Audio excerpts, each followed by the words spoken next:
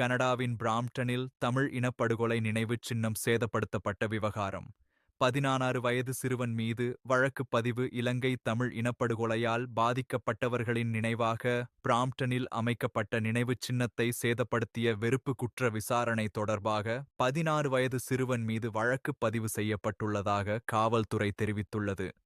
Feel பிராந்திய காவல்துறை feel regional police வியாழக்கிழமை வெளியிட்ட செய்திக்குறிப்பில் சிங்வாக்கூசி பார்க் அமைந்துள்ள தமிழ் இனப்படுகொலை நினைவுச் சின்னத்தில் அவதூறான வாசகங்கள் தெளிக்கப்பட்டதாக தெரிவித்துள்ளது. இந்தச் சேதங்கள் குறித்து மார்ச் 20 அன்று காவல்துறைக்கு தகவல் கிடைத்தது.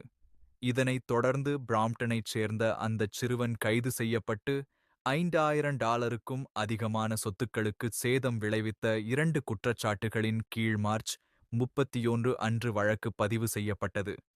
அந்தச் சிறுவன் பின்னர் ஒண்டாரியோ நீதிமன்றத்தில் ஆஜர்படுத்தப்படுவார்.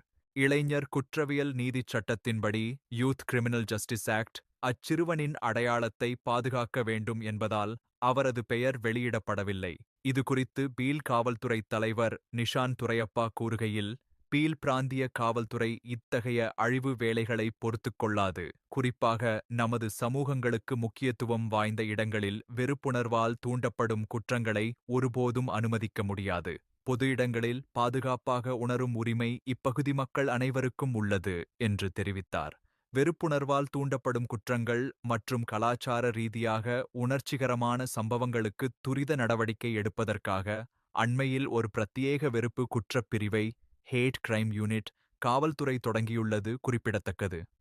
இந்த நினைவுச் சின்னம் கடந்த மே 10, 2025 அன்று திறந்து வைக்கப்பட்டது என்பது நினைவு கூரத்தக்கது.